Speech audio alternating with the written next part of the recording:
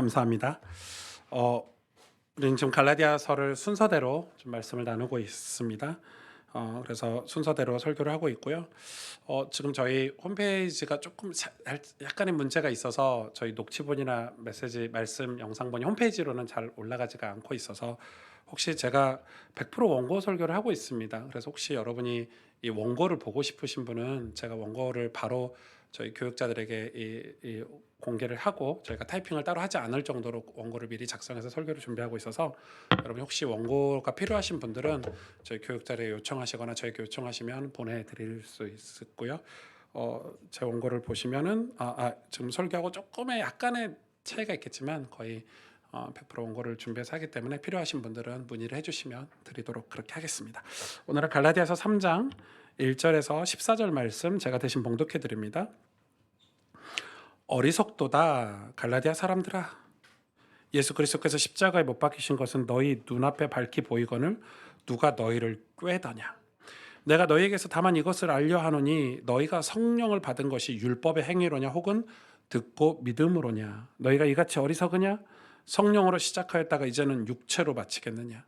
너희가 이같이 많은 괴로움을 헛되이 받았느냐. 과연 헛되냐. 너희에게 성령을 주시고 너희 가운데서 능력을 행하시는 이의 일이 율법의 행위에서냐 혹은 듣고 믿음에서냐. 아브라함이 하나님을 믿음에 그것을 그에게 의로 정하셨다 함과 같으니라. 그런즉 믿음으로 말미암은 자들은 아브라함의 자손인 줄 알지어다. 또 하나님이 이방을 믿음으로 말미암아 의로 정하실 것을 성경이 미리 알고 먼저 아브라함에게 복음을 전하되 모든 이방인이 너로 말미암아 복을 받으리라 하였느니라. 그러므로 믿음으로 말미암은 자는 믿음이 있는 아브라함과 함께 복을 받느니라. 무릇 율법 행위에 속한 자들은 저주 아래 있나니 기록된 바 누구든지 율법 책에 기록된 대로 모든 일을 항상 행하지 아니하는 자는 저주 아래 있는 자라 하였습니다.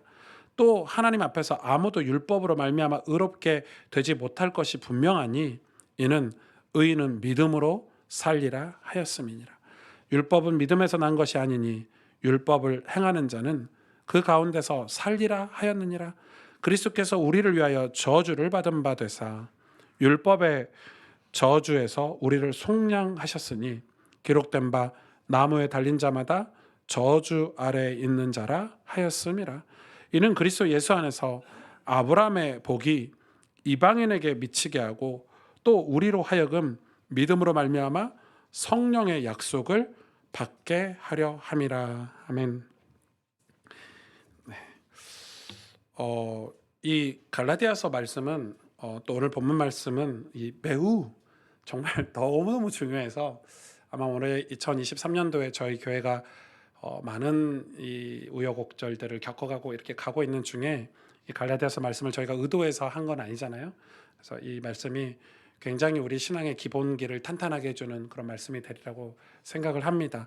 그래서 여러분 제가 제 설교를 막 강요하지는 않는 편이죠. 그래도 이 설교, 이 말씀, 이 시간은 사실은 제가 설교한다기보다는 약간 성경 공부한다고 생각하셔도 좋을 것 같아요. 실제로 존 스토트 목사님이나 조나단 에드워즈 목사님은 주일날 예배 목회자가 설교하는 거는 담대히 선포하고 주의 말씀을 대언하는 것도 있지만 성경 공부하는 시간과 다를 바 없다.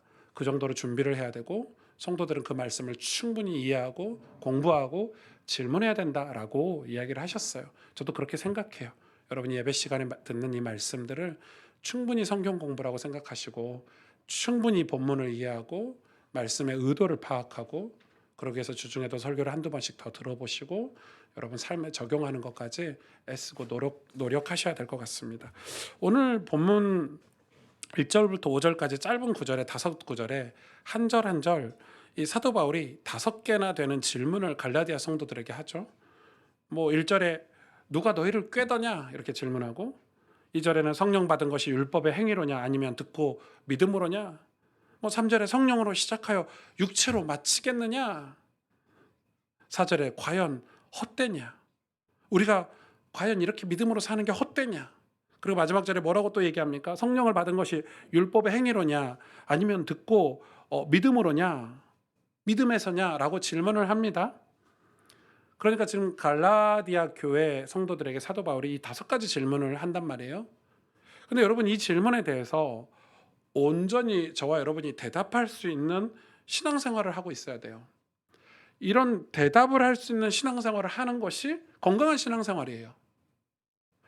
그런데 여러분 요즘 현대 많은 크리스찬들은 대답을 잘 못하죠. 우리가 이렇게 뭐 이렇게 전달은 하지만은 우리가 이런 신앙에 대해서 우리가 내면에서 벌어지고 있는 수많은 신앙의 그런 역사에 대해서 전달을 잘 못하죠. 왜냐하면 신앙에 대한 고민이 없기 때문이에요. 우리가 세상에 대해서 고민하면서 신앙을 이용하는 거지 신앙에 대해서 고민하면서 세상을 살지는 않아요. 여러분 신앙에 대한 고민이 없으면 어떻게 될까요? 그냥 들은 대로 받아들이고 그냥 따라가고 맹목적으로 또 내 필요에 따라 내 감정에 따라서 그냥 살아간다면 그건 신앙생활이라고 할 수가 없겠죠. 여러분 하다못해 여러분이 세상에서 좋은 직장에서 뭐 일을 하려고 해도 고민이라는 걸 하잖아요. 내가 뭐 새로운 회사에 취직했어요. 그러면은 위에서 이 회사에서 이 사람을 뽑을 때 무슨 일을 맡기려고 뽑았을 거 아니에요. 어떤 TV에 보니까 어떤 이 여사원이 어떤 대기업에 취직했는데 전 세계에 있는 지사의 그런 그 물품 판매 수량 뭐 이거에 대한 금액 이런 거를 엑셀 파일로 정리해서 매주 보고하라는 이 오더가 떨어졌대요. 근데 그걸 엑셀 파일로 정리했더니 5만 행이 나왔대요. 5만 줄. 엑셀이 5만 줄이라는 게 이해가 되십니까? 저는 이해가 안 되더라고요. 저는 10줄도 하기 힘든데. 그러니까 이 사람이 얼마나 고민이 돼요. 엑셀을 실수하면 안 되잖아요. 엑셀에 대해서 공부하고 연구하고 친구들과 모여서 배우고 엑셀에 대해 하도 연구를 했더니 나중에는 엑셀 박사가 된 거죠. 고민하고. 그래서 회사에서 너무너무 귀한 자원이 된 거예요. 그런데 회사를 박차고 나와서 엑셀 강의하는 사람이 돼서 뭐 이렇게 살아간다 뭐 이런 인터뷰를 본 적이 있어요. 우리가 하다못해 우리 가정을 이룬다고 해도 부부 사이에 고민하고 또 어떻게 하면 더 나은 삶을 살까? 어떻게 하면 더 좋은 남편이 되고 아내가 될까? 아빠가 될까? 고민하지 않습니까? 그런데 신앙에 대해서는 고민을 하지 않습니다. 왜 신앙에 대해서 고민을 하지 않을까요? 왜 갈라디아 교회는 그릇된 율법주의가 들어왔는데 율법의 행위를 강조하는 그런 원래 자기들이 받았던 복음이 아닌 다른 게 들어왔는데 그걸 왜 해야 되는지 그것이 맞는지 틀린지조차 분별할 수 없는 상태가 되었을까요? 왜 바울이 5가지나 질문하면서 이런 그들을 다시 되돌리려고 지금 노력하고 있는가요? 여러분 저희 교회에서 가스펠교회에서 함께 신앙생활하면서 좀 괴롭지 않나 이런 생각을 많이 해봅니다. 제가 신방을 다녀보면 목사님 우리 교회는 너무 힘들어요 이런 분들이 계세요. 그냥 목사님 설교해 주신 거 가지고 그것대로 살면 되지. 뭐 성경 읽으라, 책 읽으라, 기도해라, 이제 뭐 생명의 삶도 해라, 또 바르게 살아라, 뭐 죄와 싸워라 이런 얘기들을 하니까 마치 목사님이 해야 될 목회자의 삶을 우리에게 나눠주는 것 같아 이렇게 말씀하신 분도 계시더라고요. 목사님의 짐을 우리에게 나눠주는 것 같대요.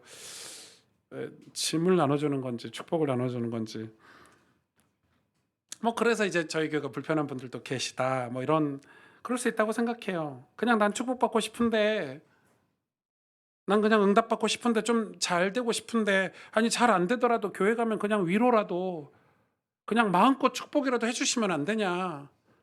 플라시보 효과라도 얻게. 여러분 그런 설교가 요즘 얼마나 많습니까? 그렇게 마음 편하게 해 주는 교회들도 얼마나 많은지 모릅니다.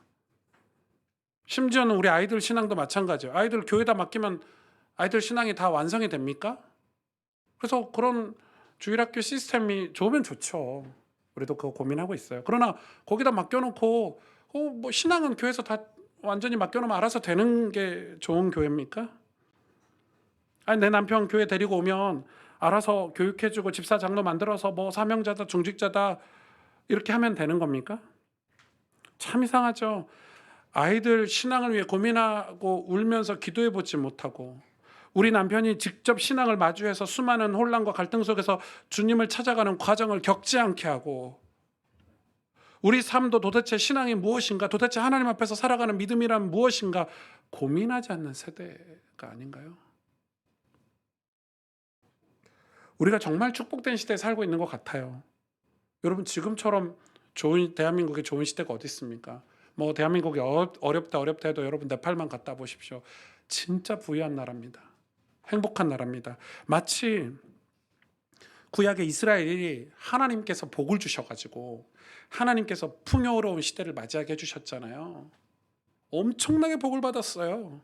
그래서 막 이스라엘이 부강해졌어요. 문화적으로, 경제적으로, 이 국력으로, 전쟁, 뭐 군사적으로 엄청 풍요로운 시대를 맞이했어요. 그럴 때 이스라엘 백성이 하나님의 축복을 누리고, 우와, 이렇게 좋은 시대에 너무너무 감사하다. 그때 이스라엘 백성들을 하나님이 어떻게 생각했죠? 여러분 아시죠? 얼마나 진노하셨는지 몰라요. 참으셨어요. 그리고 그들의 예배를 기분 나빠하셨어요. 그리고 결국 진노하셨죠. 이유는 한 가지예요. 그들이 사는 축복 시대와 상관없이 그들의 신앙이 틀렸기 때문이에요. 우리가 착각하는 게 있어요. 와, 이 시대가 축복이야. 와, 풍요로워. 그게 하나님이 우리를 평가하시는 기준이 아니에요. 이렇게 풍요로운 시대 속에서 내 신앙이 올바른지 틀린지 우리는 고민해야 돼요.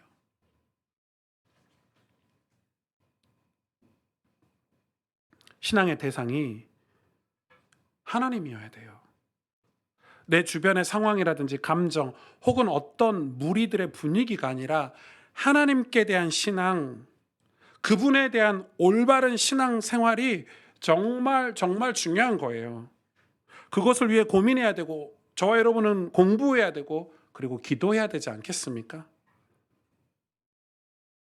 내 중심이 아니라 철저하게 하나님 중심이 되도록 신앙생활하는 게 매우 중요한데, 그런데 갈라디아 교인들은 누가 너희를 꾀더냐? 누가 꾀죠? 누가 그들을 꼬였죠? 꾀어냈죠? 뭐라고 꾀어냈습니까? 대답해봐라. 너희가 왜 이렇게 어리석냐? 성령을 받았는데 그게 율법의 행위로냐 믿음으로냐? 계속해서 사도 바울이 다그치면서 질문하고 있는 것입니다. 그 말인즉슨 그냥 거짓 선지자, 거짓 교사들이 하는 말을 여과 없이, 그러니까 아무 고민과 기도 없이 내가 편리한 대로 내 이익이 되는 대로 그냥 받아들이고 따라가 버렸다라는 것입니다. 여러분, 신앙이라는 것은 겸손해야 되죠. 그러나 무지하면 안 돼요. 신앙이라는 것은 아름다워야 돼요. 그러나 거치장이 심하고 내용이 없으면 안 돼요. 신앙이라는 것은 올바른 내용을 갖춰야지 아무거나 받아들이는 게 아니에요. 아무거나. 여러분, 신앙은 매우 중요한 거예요. 오늘 본문 6절, 7절에 그래서 아브라함에 대해서 이 얘기가 갑자기 나오죠. 뭐라고 얘기합니까? 6절에 아브라함이 하나님을 믿음에 그것을 그에게 의로 정하셨담과 같으니라. 우리가 이 한 절만 봤을 때는 아브라함이 저 하나님 믿습니다. 그 믿음, 우리가 고백한 그 믿음이라고 얘기하겠지만, 성경은 창세기의 여러 장에 걸쳐서 아브라함의 믿음을 설명하고 있습니다. 아브라함이 창세기 12장에 갈대아 우르에서 나왔을 때부터 자기 아들 이삭을 그 모리아산에서 하나님께 바칠 때까지, 그리고 그가 열조로 돌아가고 아들 이삭을 믿음의 사람으로 세우기까지의 모든 그 인생 여정을 믿음이라고, 그가 여호와를 믿음에, 그가 하나님을 믿음에라는 단어가 그 아브라함의 인생 전체를 가지고 설명하고 있는 것입니다.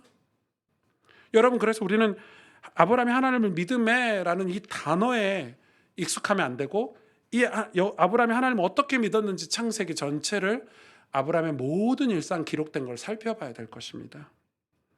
여러분, 창세기를 읽어보셨죠? 아브라함이 대단한 사람이었나요? 아니죠. 제가 창세기 설교하면서, 아브라함에 대해서 설교하면서 제가 엄청 위로를 얻었거든요. 왜? 저보다 조금 모자란 사람 같았거든요. 아브라함 얼마나 모자랐는지 아시죠? 저는 제 와이프한테 그렇게 배신감 있게 제 와이프 아니고 내 누에 이러지는 않을 것 같아요.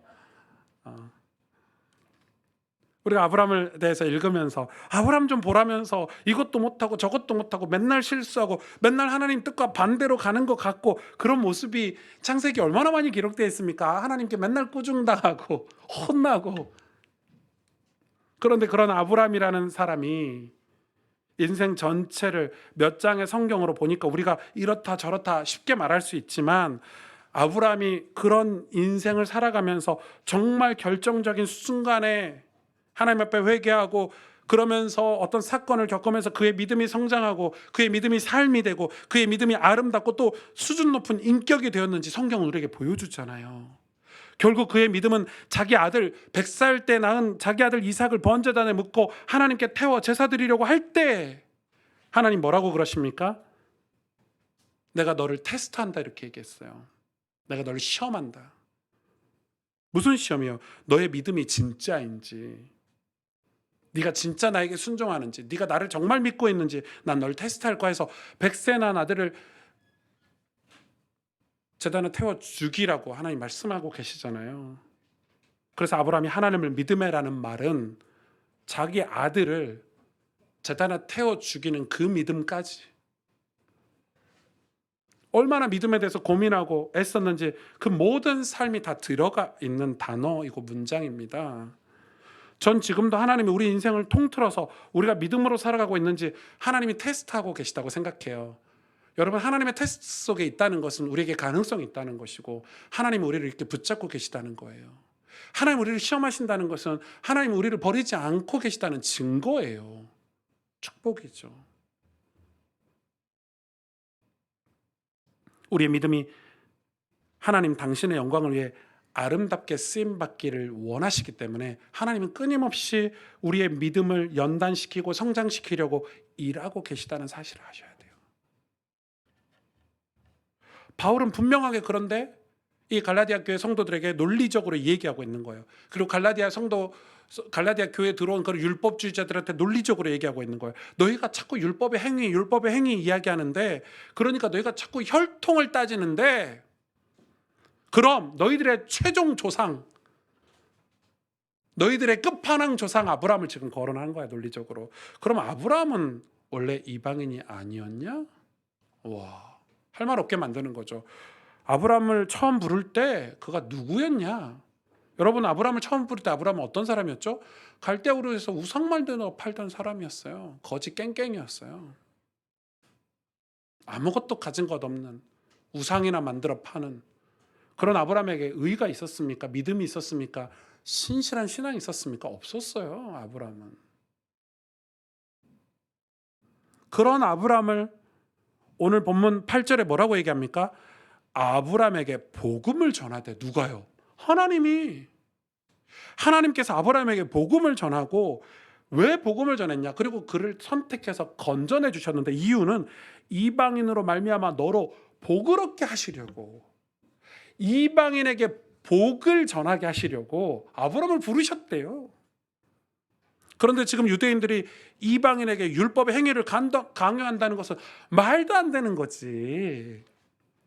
아브라함을 부르셨던 하나님께서 지금 이방인에게 이 아브라함이 받았던 복을 전하게 하기 위해서 지금 하나님은 우리 역사를 움직이고, 이스라엘의 역사를 움직이고 계신데, 너희가 지금 그걸 가로막는 거 아니냐? 창세기 17장 1절에서 8절을 보니까 이렇게 기록하고 있어요. 1절에 보면 나는 전능한 하나님이라 너는 내 앞에서 행하여 완전하라. 하나님이 아브라함과 언약을 맺는 장면이거든요. 아브라함이라는 이름으로 바뀌기 전 아브람 때 뭐라고 얘기합니까? 내가 내 언약을 너와 나 사이에 두어 너를 크게 번성하게 하리라 하시니, 아브라함이 엎드렸더니 하나님이 그에게 말씀하여 이르되 내 언약이 너와 함께 있으니 너는 여러 민족의 아버지가 될지라. 이제 후로는 내 이름을 아브라함이라 하지 아니하고 아브라함이라 하리니. 그리고 8절 하반절에 보면 이렇게 돼 있죠. 이방인에게 나는 그들의 하나님이 되리라. 누구에게요? 이방인에게. 아브라함 너를 통해서 여러 민족의 아버지가 되게 할 건데, 그 여러 민족 이방인들에게 그들의 하나님이 되게 하기 위해서 너를 불렀다, 이렇게 얘기하고 있어요. 그런데 지금 율법주의자들은 뭐라고 얘기합니까? 이방인들은 구원받으면 안 돼. 우리가 믿는 하나님은 이방인의 하나님이 돼서는 안 돼 라고 제동을 걸고 있는 거예요. 창세기 22장에 보면 아브라함이 아들 이삭을 제단에 바치는 장면이 나옵니다. 1절에 보니까 아브라함이 하나님을 시험하시려고, 하나님이 아브라함을 시험하시려고 분명히 써 있죠. 그리고 그를 불렀어요. 시험하시려고. 아브라함아 하시니 그가 이르되 내가 여기 있나이다. 여기는 뭐가 빠졌죠? 주님 내가 여기 있습니다. 이렇게 빠졌거든요. 내가 여기 있나이다. 하나님 아버지, 주여, 종이 여기 있나이다. 이렇게 얘기를 하고 있어요. 시험하려고. 여러분 생각해 보세요. 아브라함을 시험할 정도로, 아브라함이 지금 100세가 넘는 동안에 믿음의 연단을 얼마나 많이 했습니까? 처음에는 실수하고 넘어졌지만 이제 그가 갈대아 우르에서 나온 상태가 아니에요. 가병만, 자기 집의 군사죠. 자기 집을 지키는 가이드만 318명이에요. 경제요? 어마어마해요. 소와 양떼 뭐 엄청나요. 이제 갑부가 됐어요. 그리고 이제 한 민족의 족장이 될 정도로 큰 가문을 이뤘어요. 그런데 또 하나님이 그를 믿음을 시험한대요. 저 같으면 하나님 이제 충분하지 않지 않습니까? 이제 충분하잖아요. 저거 여태 믿음으로 사는 거 하나님 다 보셨잖아요. 근데 아브라함 뭐라고 해요? 예 주님. 아무 변명 없이 아들을 모리아 산으로 데리고 가죠. 그 말은 무슨 말이에요? 인간은 그만큼 연약하다는 거예요. 우리는 뭐 신앙생활 30년 하면 연약하지 않다고 생각해요. 장로가 되면 연약하지 않다고 생각해요. 목사가 되면 연약하지 않다고 생각하는데 아니에요. 믿음은 늘 그 믿음을 세우는 일에 하나님은 일하고 계시다는 걸 아셔야 돼요. 왜냐하면 인간은 그만큼 연약하기 때문에. 인간은 그만큼 환경과 상황에 연약하고, 인간은 그만큼 축복에 연약하고, 반대로 저주에도 연약해요. 고난에도 연약해요. 이렇게 나이가 들고 하나님 뜻대로 살았던 아브라함인데 하나님이 또 시험하시는데 이 시험이 보통 시험이 아닌 거예요. 100세 난 아들 이삭을 바치라고 하니까. 하나님이 아브라함을 믿음으로 세우려고 하는 것, 그러니까 오승주 저 한 사람이나 여러분 한 명 한 명이나 아브라함이나 똑같다는 걸 아셔야 돼요. 아브라함도 복을 받았잖아요. 저와 여러분도 하나님께 아브라함에게 주셨던 복을 주신다는 걸 아셔야 돼요. 그럼 우리가 생각합니다. 우와, 아브라함처럼 엄청난 복을 받았겠네. 복을 받을 수 있겠네. 네, 맞아요. 그런데 아브라함이 진짜 받았던 복, 아브라함이 말년에 고백했던 복이 뭔지 아십니까? 사랑하는 자기 자녀 이삭, 100세에 낳은 아들 이삭을 하나님께 제물로 드리는 그 예배가 아브라함에게 최고의 복이었어요. 여러분 그럴 수 있습니까? 내 인생에 이루어진 모든 것들을 하나님께 드릴 수 있습니까? 그 정도로 하나님을 신뢰하십니까? 그 정도로 하나님을 믿으십니까? 그게 복이라고 아브라함이 간증하고 있는 거예요. 하나님이 그걸 지금 테스트하시는 거예요. 그렇다면 여러분 우리가 믿음을 가지고 살아갈 이유가 없다라고 생각하실 수 있어요. 일단 종교 믿지 않을래. 아니 목사님 저 교회 가면 얼마나 목사님들이 잘해주고 또 저 교회 가면 얼마나 편리한데 마음이 편한데 이놈의 가스펠 교회는 마음이 불편해. 맨날 신앙에 고민하라고 하지. 예배하는 것 자체가 축복이라 그러지. 성경 읽는 게 복이라 그러지. 기도하는 것 자체가 복 중에 복이라고 하지. 제가 보려고 보는 건 아니고 하도 이슈가 돼. 저는 원래 알고 있었거든요. JMS 정명석에 대해서. 목사들은 학교 가면 그 이단 그 비교 종교학 시간에 다 이단에 관해서 배워요. 알고 있었는데 하도 이슈가 되니까 그거 좀 봤어요. 한 2편 보니까 토할 것 같더라고요. 진짜 토할 것 같더라고요. 보다 말았는데 여러분 아십니까? 그런 막장 사이비 같은 그런 종교라도 시작할 때는 엄청나게 많은 사람들이 그를 좋아하고 따랐습니다. 왜 그런 줄 아십니까? 마태복음 24장 24절에 예수님이 이렇게 말씀하셨어요. 말세 때 거짓 그리스도들과 거짓 선지자들이 일어나 큰 표적과 기사를 보여 할 수만 있으면 택하신 자들도 미혹하리라. 누굴 미혹한다고요? 택한 자들, 구원받은 하나님의 정상적으로 신앙생활하는 저와 여러분을 미혹하는데 뭘로 미혹하는 줄 아세요? 왜 그들을 따르죠? 큰 표적과 기사를 보여주니까요. 사람들이 그것에 현혹되어서 따른다니까요. 그게 뭡니까? 만약에 지연 집사님이 암에 걸렸어요. 죄송해요. 계속 생각날 거야. 내가 암에 걸렸다 그러면. 뭐 암에 걸렸는데 정명석한테 가서 암이 나았네. 그럼 지연 집사님 어떻게 될까요? 고민되지 않으세요? 병 고침이나 가난에서 벗어났거나 혹은 목회자들에게는 교회가 갑자기 크게 부흥한다거나 그게 표적과 기사인데 거기에 안 넘어갈 성도들이 있습니까? 그런데 여러분 아십니까? 암은 고침받았는데 구원은 못 받아요. 우리가 신앙을 거기서 속아버리는 거예요. 병 고치는 거에, 암 고치는 거에. 여러분 암에 걸려서 죽는 게 나아요. 구원받지 않는 것보다. 그런데 그게 올무가 돼버리는 거예요. 저분이 내 병 고쳐줬어. 그러면 저분이 어떤 얘기를 해도 다 하나님 말씀이야. 그래서 사이비에 빠지는 거예요. 아마 지금도 걔네들은 이거 다 날조된 거야. 거짓말이야. 핍박이야. 마귀가 역사한 거야. 100%죠. 여러분 걔네들 교회가 우리하고 똑같습니다. 성경도 똑같은 거 보고 있고요. 찬송도 똑같은 거 보고 있어요. 그 성도들 구분 못합니다. 그러면 그 성도들에게 우리가 바른 신앙생활이라고 말할 수 있습니까? 예수님이 이 마태복음 24장 24절을 얘기하고 나서 바로 뒤에 든 비유가 뭡니까? 무화과 나무 비유, 또 무슨 비유죠? 열 신부 비유, 또 무슨 비유? 열 처녀 비유, 그리고 달란트 비유를 들었죠. 그 비유들이 다 뭘 상징합니까? 천국을 얘기하잖아요. 깨어 기도하라는 것입니다. 정명석 교회가 기독교 복음 선교회라는 이름으로 활동하는데 제일 좋은 단어를 다 갖다 붙였어요. 크리스찬, 가스펠, 미션. 그냥 좋은 단어는 다 가져가서 붙여놓습니다. 마치 기독교인 것처럼. 기독교 아닙니다.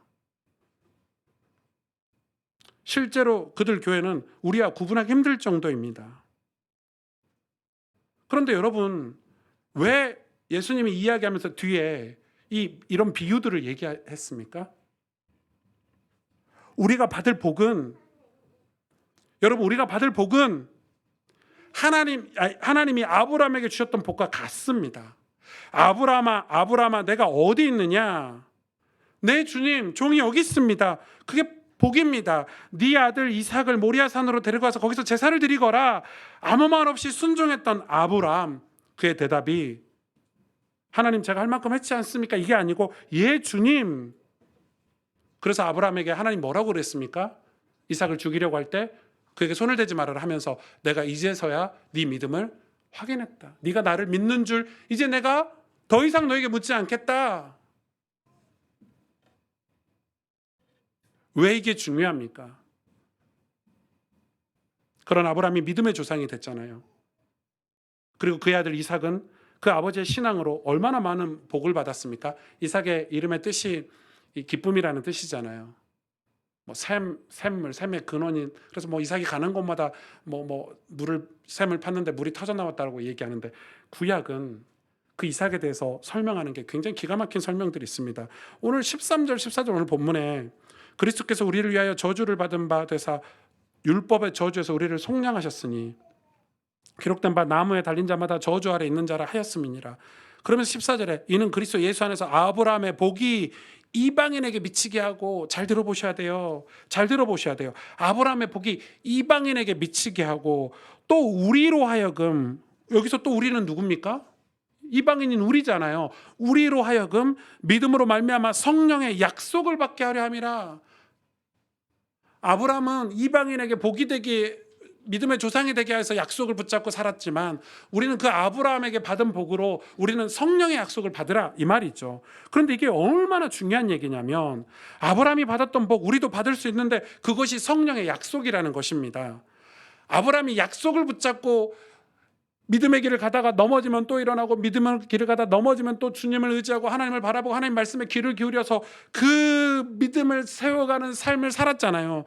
그것처럼 우리도 성령의 약속이라는 걸 붙잡고 신앙생활을 해야 되는데 그 성령이 하시는 일이 무엇입니까? 그리스도께서 우리를 대신하여 저주를 받아서 우리에게 모든 죄에서, 그러니까 바울이 말한 율법의 저주를 포함하여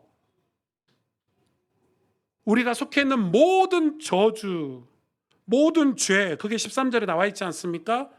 그걸 주님이 대신 십자가에서 죽으셨다, 짊어지셨다, 그걸 성령이 가르쳐 주시는 거예요. 성령의 약속은 그걸 우리에게 깨닫게 해주는 거예요. 그래서 우리에게 자유하게 하신 거예요, 죄에서.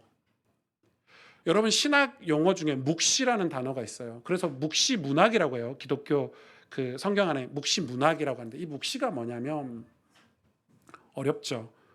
이 묵시는 뭐냐면 우리가 일상을 이렇게 바라보고 살아가는데 이 일상 이면의 것을 볼 수 있는 하나의 눈이 열리는 거예요. 그래서 우리가 이런 거죠. 예를 들어서 우린 평상시에 그냥 여기가 카페가 있는 줄 알았어. 그래서 그냥 뭐 이렇게 지나다니고 카페가 있나 보다 지나다녔는데 내가 어느 날 우연찮게 이 카페에서 파는 커피를 마셔보고 맛있네. 그럼 이 그냥 카페가 아닌 거야. 맛있는 커피를 파는 게 한 커플이 열린 거지. 그걸 묵시라고 그런단 말이에요. 쉽게 설명을 하면. 그래서 이사야가 여러분 엄청난 핍박을 받아야 될 선지자로 부름을 받았어요. 견디기 힘들 만큼 고난을 당해야 되고 모욕을 당해야 되는 선지자예요. 그런데 하나님이 그 이사야에게 뭘 보여주셨죠? 이사야서 1장에 하나님의 보좌를 보여줬잖아요. 거룩하다, 거룩하다. 그 묵시예요. 지금 우리는 이스라엘 백성이 고난을 당하고 나는 그 복음을 전하기 위해서 하나님의 계시를 전하기 위해서 고난을 당해야 되지만 나는 그 고난이 아니구나. 이 거룩함을 위한 고난이구나 하고 그의 눈꺼풀을 열어주는 걸 묵시라 그래요. 바울이 하나님의 영광을 위해서 살았지만 그가 예수님 믿는 사람을 핍박했잖아요. 그래서 다메섹성에서 예수 그리스도께서 그를 만나주시면서 그의 눈꺼풀이 열린 걸 묵시라고 하는 거예요. 무슨 말입니까? 성령이 하시는 일이 그거예요. 우리 신앙생활 속에서 믿음으로 말미암아 받는 성령의 약속이 무엇인가요? 그러면 창세기 25장 11절에 정확하게 기록하고 있어요. 창세기 22장 11절에 아브라함이 죽은 후에 하나님이 그의 아들 이삭에게 복을 주셨고, 잘 보세요. 도대체 무슨 복인가? 그 이삭은 부엘라 헤로이 근처에 거주하였더라. 여러분, 제가 창세기를 강의할 때 분명하게 설명드린 거 기억하셔야 돼요. 구약은 이름의 뜻과 장소의 개념이 진짜 중요해요. 구약을 읽을 때 이름을 캐치 못하면 구약을 해석이 불가능해요. 장소의 뜻 개념도 중요해요. 그런데 이 부엘라 헤로이에 복을 받았는데 이 아들 이삭이 왜 부엘라 헤로이에 가서 살았을까 궁금하지 않으십니까? 창세기 16장 13절에 14절에 이렇게 나오죠. 하갈이 자기에게 이르신 여호와의 이름을 감찰하신 하나님이라 하였으니 이는 내가 어떻게 여기서 나를 감찰하신 하나님을 배웠는고 함이라. 그러므로 그 셈을 부엘라 헤로이라 불렀다. 무슨 말이죠? 하갈이 아브라함의 본 부인 사라의 학대로 집을 나와서 쫓겨났죠. 여러분, 우리 많은 사람들이 이스마엘 지금 중동에서 이렇게 하나님이 아닌 다른 종교를 가지고 있는 그 사람들의 조상을 하갈로 보는데, 이스마엘로 보는데 하갈이 너무 잘못했다. 어쨌다. 많은 얘기를 하는데 여러분, 이 본문 이 아브라함 얘기 팩트만 놓고 보자면 100% 아브라함과 사라가 잘못한 거예요. 아브라함이 하나님의 약속을 믿지 않아서 다른 여자와 동침을 하고 임신을 한 거잖아요. 그리고 본 부인 사라는 그 약속을 믿지 않았던 사라는 이 하갈을 어떻게 했죠? 학대했어요. 그래서 쫓겨냈어요, 여러분. 갈 곳 없는 여자가, 그 당시에 여자가 임신한 상태에서 쫓겨나면 어디로 갈 곳이 있습니까? 그래서 그가 그 샘의 근처에서 물을 마시고 거기서 하나님이 그를 만나 주셨죠. 하나님 나를 감찰하셨다. 나를 살아계신 하나님 나를 만나 주셨다. 해서 그 곳을 부엘라 헤로이라고 이름을 지어 놓은 거예요. 가데스와 베레스 사이에 있는 그곳. 그래서 부엘라 헤로이라는 뜻은 살아계셔서 나를 감찰하시는 분의 우물이라는 뜻의 이름을 가지고 있어요. 그런데 아브라함이 죽은 후 이삭이 한동안 거기에 거주했고 심지어 거기서 신부 리브가를 맞아서 가정을 이뤄요. 이게 뭔 의미가 있을까? 이게 왜 중요할까요? 뭐가 복입니까? 이삭이 받은 복이 무엇입니까? 재산을 물려받은 것입니까? 아니에요. 저는 우리 부모 세대가 다 잘할 수 없다고 생각합니다. 아브라함을 보면서 그가 처음에 실수도 많이 하고 불신앙도 많이 했고 점차 하나님에 대해서 알아가고 순종하면서 믿음이 자라서 결과적으로 하나님을 예배하는 인생, 복받은 인생이 됐고 믿음의 조상이 됐지만 그 아브라함의 복을 물려받은 이삭이 부모의 실수로 인해서, 그러니까 부모의 연약함까지 하나님의 은혜로 덮고 거기서 언약을 상징하는 리브가를 신부로 맞이했다는 거예요. 우리가 믿음으로 받은 성령의 약속은 어떤 사이비 종교의 교주와 같이 병고침이나, 물론 그것도 중요하죠. 병고침 받는 것도 그걸 부정하는 게 아닙니다. 어떤 시대의 대단한 자리에 살아가는 것, 뭐 우리의 재산이 불려지는 것, 축복을 받는 것, 세상에서 잘나고 잘 먹고 잘 사는 거 다 중요합니다. 그것도 필요합니다. 그러나 그것보다 더 중요한 하나님의 약속은 바로 구원이라는 것입니다. 구원. 믿음으로 받는 성령의 약속은 구원입니다. 이삭이 기쁨이라는 뜻의 이름인데 셈의 근원이 되어서 살았잖아요. 그 구원입니다. 구원의 기쁨. 우리는 구원이 기뻐서 가족들을 위해서 기도하고 섬기고 있잖아요. 우리는 구원이 너무 중요하고 행복해서 거룩하게 살려고 하잖아요. 우리는 구원이 너무너무 중요해서 이 주일에 교회에 모여서 건강한 교회를 이루고 세우려고 하잖아요. 왜? 이 구원이 우리 자녀들에게 임해야 되고, 우리 자녀들이 또 그 구원을 위해서 살아가도록, 아버지 아브라함이 연약해서 놓친 그 구원까지도 감당할 수 있도록, 그것이 우리 인생의 가장 고귀하고 아름다운 하나님의 약속이 아닌가요? 하갈이 하나님을 만났던 그 땅, 상처가 많은 하갈이, 여자가 한이 맺혀서 기도했고 눈물로 기도했던 그 땅에서 이삭이 신부를 맞이하고 살았다는 것은,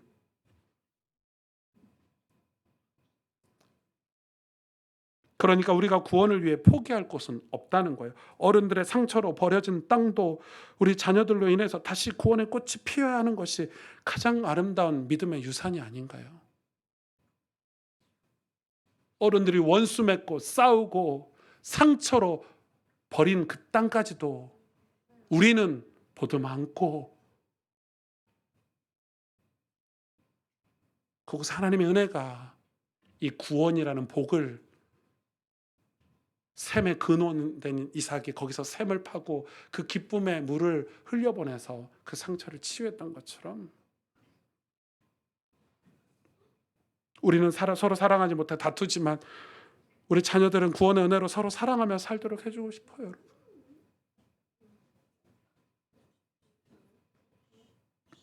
믿음으로 받은 성령의 약속은 구원이죠. 구원. 아브라함이 받았던 복은 구원이에요. 그걸 잃어버리면 여러분, 우리는 암이 치료되는 게 중요한 게 아니에요. 재산이 늘어나는 게 중요한 게 아니에요. 세상에서 대단한 성공을 하는 게 중요한 게 아니에요. 그것들을 하는 이유가 구원이기를 축복합니다. 그것들을 하는 이유가 하나님께 완전히 믿음으로 세워져서 이방인에게 복을 줄 수 있는 아버지가 되기를 축복합니다. 여러분이 이방인에게 복이 되기를 원합니다.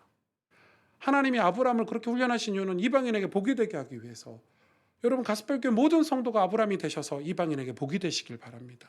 여러분 자녀들이 이삭이 되기를 축복합니다. 우리의 상처, 우리가 그 믿음으로 살려고 애쓰면서 버려진 땅 부엘라 헤로에서 우리 자녀들이 다시 복음의 꽃을 피웠던 것처럼. 사랑하는 가스펠 성도 여러분, 과연 우리가 구원을 위해 올바른 판단을 할 수 있을까요? 상황과 환경, 그러니까 거짓 선지자와 거짓 교사들이 드글드글 가득가득한 세상에서 구원을 위해 세워진 이 약속의 말씀, 성령의 약속을 우리가 붙잡고 살 수 있을까요? 그렇게 되길 우리가 노력해야 되지 않을까요? 그렇게 살길 제가 여러분을 축복해야 되지 않을까요? 그게 진짜 축복된 삶이 아닌가요? 예, 저는 목회자로 그렇게 살아가려고 애쓰고 노력하겠습니다. 그래서 우리 자녀들에게, 우리 자손들에게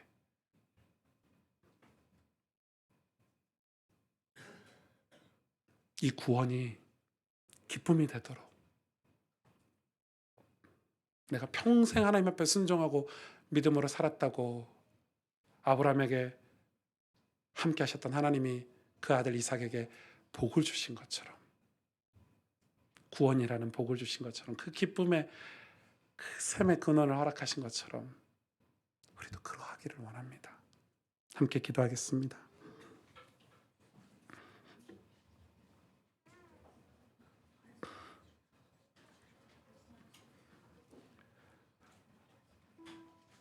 사도 바울은 지금 얘기하고 있는 거예요. 아브라함과 함께 너희가 복을 진짜 받기를 원하냐? 근데 이 거짓 선지자, 율법주의자들이 아브라함이 받았던 복을 완전히 오해하고 있어요. 왜곡하고 있고 변질시켜 버렸고. 아브라함이 받은 복이 무엇입니까, 여러분? 그가 믿음으로, 하나님이 그 아브라함을 믿음으로 세우신 하나님, 또 그 일에 순종했던 아브라함이 받았던 복은 하나님을 예배하는 복이었고, 그건 구원의 복이었습니다. 그 구원의 복이 지금 우리가 믿음으로 받는 성령의 약속인 것입니다.